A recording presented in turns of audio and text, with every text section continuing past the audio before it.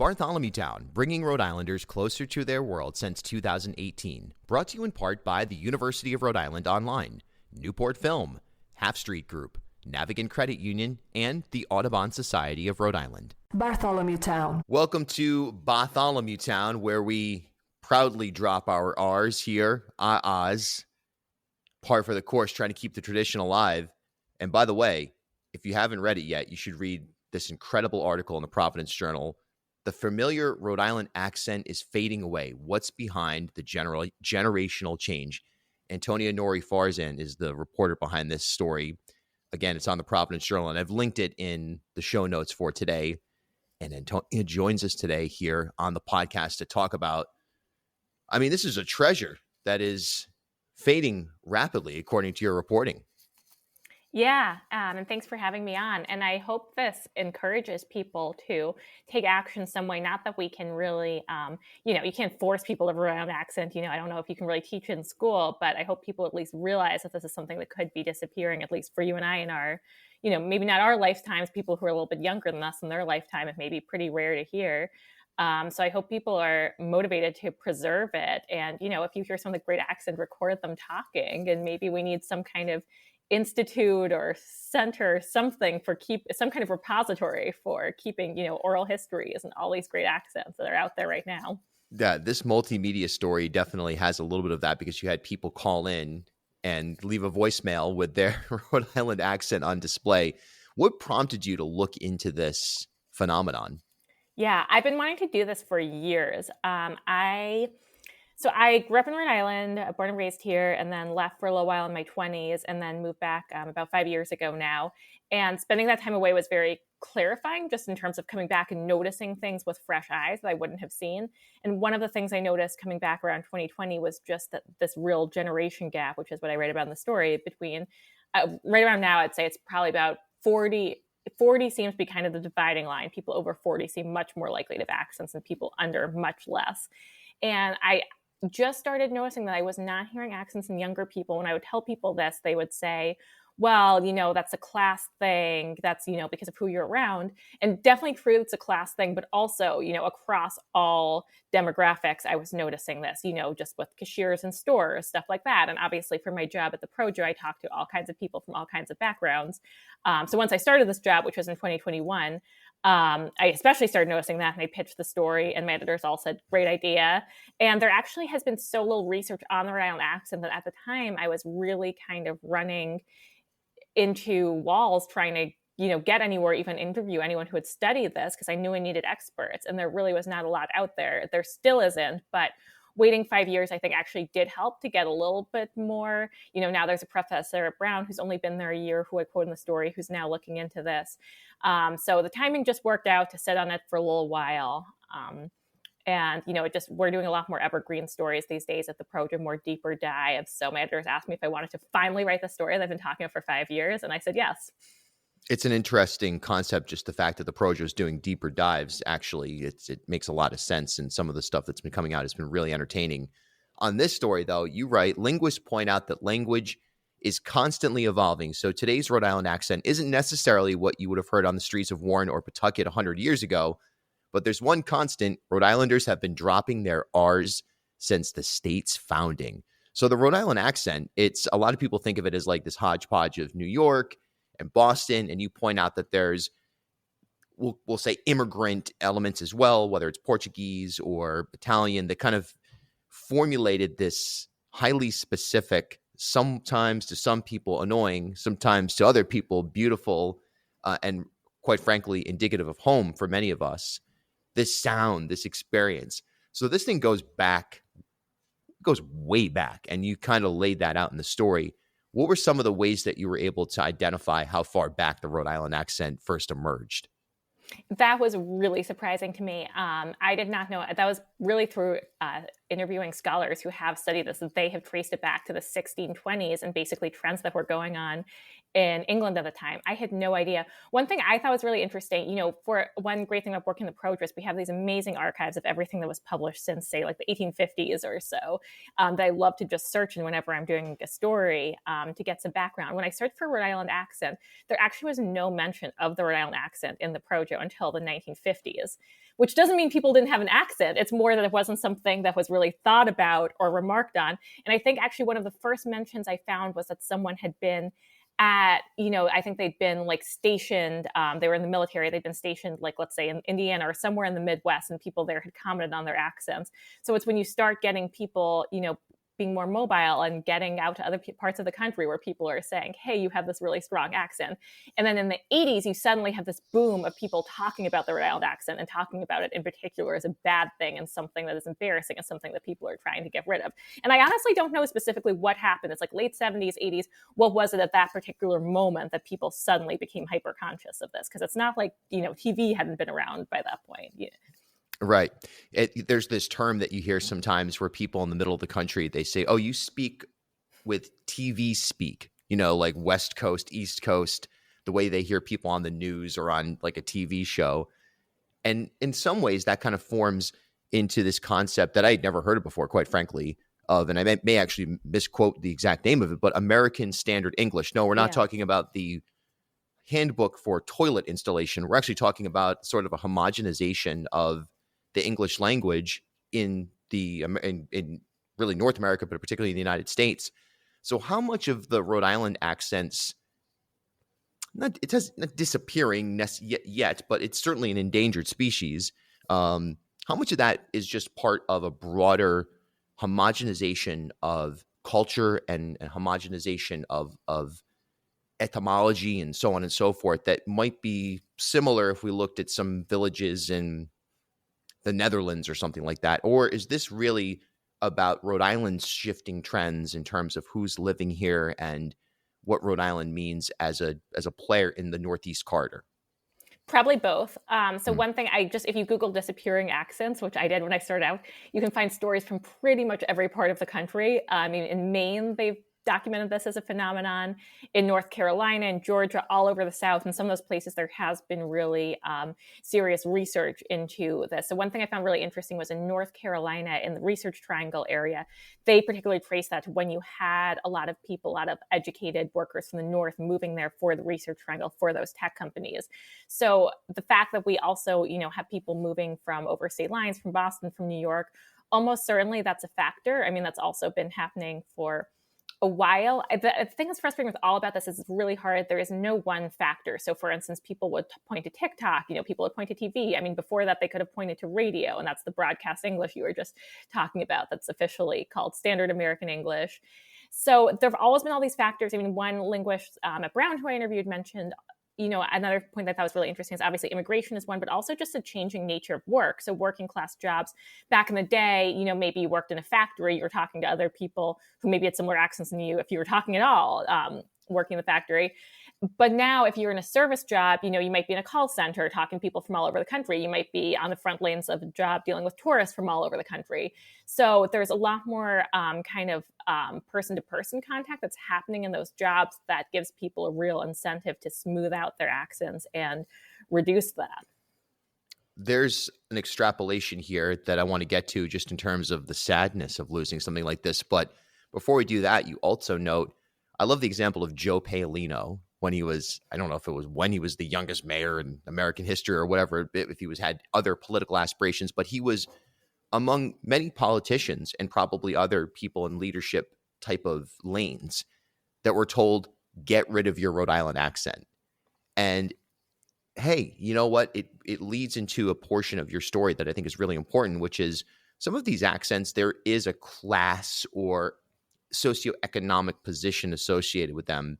And in many ways, that's true today, where, as you say in the story, at best, somebody with an accent like a Rhode Island accent can be viewed as a townie. And in some ways, it sort of diminishes a person's perception. Interesting. And whether you like it or not, probably true. And your story essentially lays that case out pretty well. Yeah, totally. I mean, one thing I found fascinating looking at our archives is the fact that someone was actually rejected for a job at Moses Brown, who was applying to be a secretary of receptionist. They straight up told her it's because of your Rhode Island accent and you don't have the image we want. And I think nowadays that probably does happen in a very subconscious way. I don't think anyone would be told straight out. I mean, I don't know if there's protection, anti-discrimination protections for accents, but you would think people at least have the common sense not to say that nowadays, whether or not it is actually illegal. But I thought that was a really great example. That's someone who also eventually enrolled in accent coaching because they were saying, hey, this is holding me back in my career. And definitely for a politician, it makes a lot of sense that at the time, if you were this promising young politician in Providence who, is trying to make it on the national stage, you at that point want to sound like someone who can relate to someone anywhere in the country. But what I found really fascinating is the flip side of that.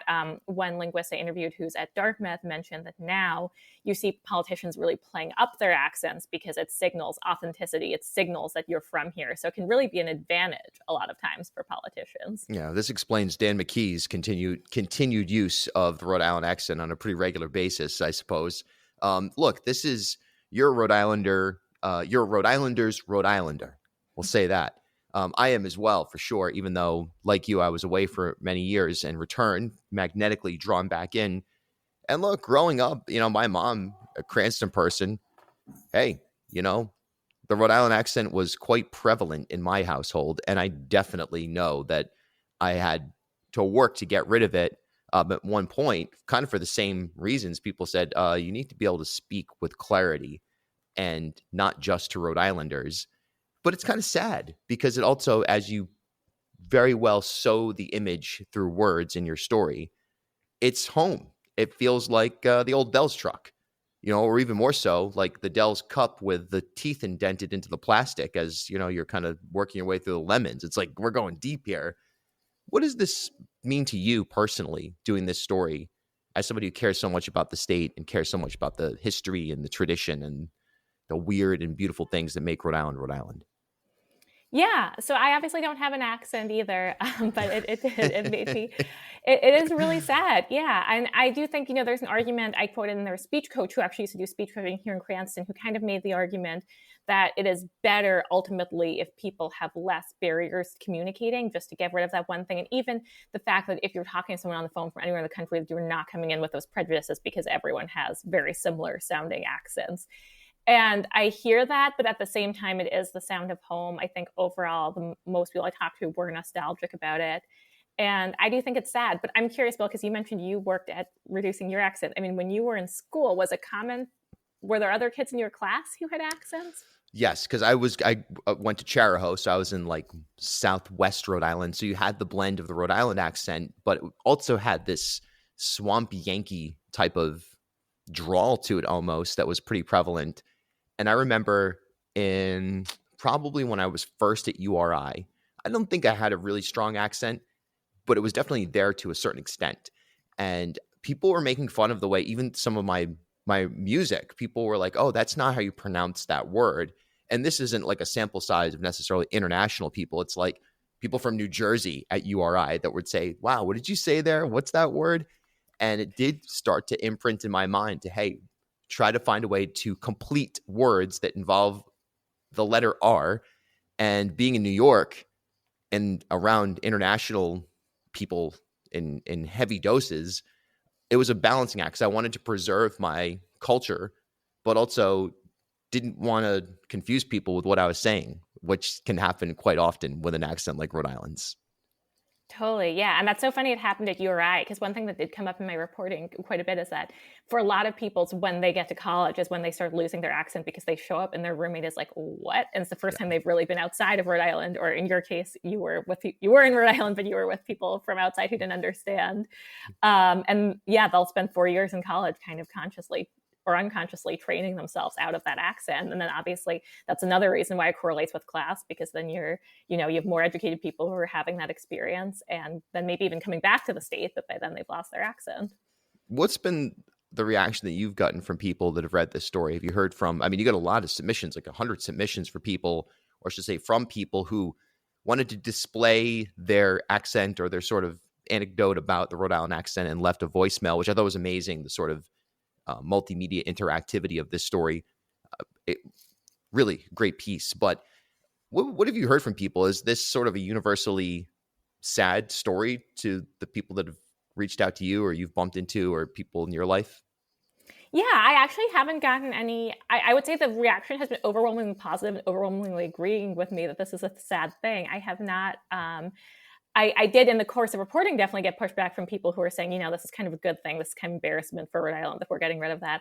I haven't heard that. And I also haven't heard any pushback on what I've observed generationally, which is really interesting because that is something where, it's just now starting to be studied a little bit in Rhode Island, but there isn't really empirical data behind that. And I did look pretty hard. I mean, I looked beforehand to try and find younger people with Rhode Island accents, and I really tried, and only found a few people with the softest accents. I mean, they're not that there aren't young people under 40 with strong accents. They're out there. I know one called in, and we used her voicemail, but definitely people are not disagreeing about the trend, no matter where they are in the state, which is really interesting. And yeah, the voicemails that you mentioned, I have to give credit to my editors because that was really fun. We before the story came out, we put out a call and ask people to call and basically say 3 phrases and also say their age and where they're from, what town they're from, and also what town they grew up in if it's different. And we got about 100 of those. So I could only use so many. I wish I could have used all of them because they all were beautiful and amazing. And I hope that they can one day be useful for something. But I did take away from that people really are excited to share their Rhode Island accents, and that for people this is a point of pride, or at least something that they're not trying to hide and not trying to get rid of. So that was encouraging. And I think people have really enjoyed getting to listen to the variety. I mean, one thing I would love for someone to study is some people swear they can tell the difference between, say, a Cranston accent and a Providence accent. I cannot. My ear is not that good. I don't know. Maybe you can. But I would love to know what are, there's definitely, I totally agree with you. There's a Swamp Yankee accent. But what makes a Swamp Yankee accent different? Is it different in South County from Northern Rhode Island? I can't answer that, but I would love someone to answer that. Yeah, I was going to ask if you found any clusters of municipalities or regions where the accent was more prevalent. I guess it would be hard to do that from 100-person sample size. And I think that we could guess that Cranston, Johnston, etc., probably Real Housewives of Rhode Island might be a display of some of the Rhode Island accent. We'll say that. But be interesting to see how deep you can drill down on this. The sort of last thing I'm wondering from your take is, it's an interesting piece of a broader, I don't want to say globalization puzzle, but homogenization puzzle that is, there's a lot of different areas where we're trending towards a loss of unique culture or unique heritage in style and just sort of the flattening of the world, to borrow from Thomas Friedman of all people. But where does this story fit in, broadly speaking, to sort of the Americana narrative, where we've gotten to this point where between all those factors you've outlined, a regional dialect that is so significant and so easily identifiable, so unique, perhaps revered by some, perhaps detested by others, nonetheless, certainly very authentic. It's now kind of fading. What does that say about just the general nature of the country, at a time where some people say we should be splitting into multiple countries? Yeah, I think it's absolutely part of that broader trend of homogenization. And one thing I would say overall, a lot of my work, at least a lot of the longer stories I've done at the project, have kind of been about change in that way and how Rhode Island is changing from the Rhode Island that I knew, growing up in the 90s. And, the little things that are such a part of the landscape that are disappearing so slowly that maybe we don't even notice them disappearing, and just trying to say, hey, let's pause for a second, recognize that this is disappearing. Not that you can stop that or do anything about that, not that you necessarily should in some cases, but we are at a moment of change, even if it doesn't feel like it, even if it's happening really gradually. And I gotta say, I do appreciate, part of why I appreciate the accents is another example of how Rhode Island is not quite as homogenized as other areas of the country. I mean, I really appreciate how much, especially I was most recently living in Washington, D.C. before this, and just coming here and seeing how many of, the chains, for instance, that I was used to seeing everywhere were not here, and how much of, there is not a lot of the kind of corporate fast casual that you see in other places, right? We're not that kind of place. And I think that's really great. It's no, you're going to go to an Italian bakery and get a pizza strip. And I do think there is a really distinct regional culture here that people are very correctly proud of and good about holding on to. And that is something that makes Rhode Island really special. It is not flat. Like, you definitely know you're here. You definitely don't feel like you're anywhere. One part of that regional local culture, the Providence Journal Bulletin. If I'm not, well, that's not the name of it anymore, but for heritage Lots sake, of people still call that. Lots of people still will ask me if I'm calling from the Bulletin, which I love. It's me too. I would love to see that brand brought back somehow. Subscribe to the ProJo, do it, get it done. You could use it. We could all use it. It's an amazing newspaper. And hey, it's got amazing reporters like Antonia doing great work like this story. You're not going to find that anywhere else. And we're lucky to have the ProJo in town here. Hey, the Rhode Island accent. I hope the next time I talk to you, it's not gone completely. It seems like this is moving fast. Like all of a sudden we're going to wake up and, oh no, it's over. I don't know. I think it's funny also. I should say, in fairness, that what linguists say is happening is really just distinctive features are going away. And there are still real differences across state lines that we maybe don't notice so much anymore, which I found very interesting. Like caught and caught, like a cot you sleep in versus I caught a fish, apparently is still a really noticeable difference right on the Seekonk line. So, maybe that's what we can cling to. I don't find it very comforting, but yeah, it's a gradual, slow change. Next time we talk, I'll still be here. All right, let's hope so. I believe you. Let's everybody hop on that story again. The link's in the bio. Antonia, thanks so much for your time. Great story. You should win. I don't even know what the newspaper awards are, but Pulitzer Prize for this thing. I don't know about that, but thanks very much. And thanks for having me on. It was fun to talk about it. Of course. Hey, thanks for stopping by Bartholomew Town. For more content, follow me on Instagram @BillBartholomew.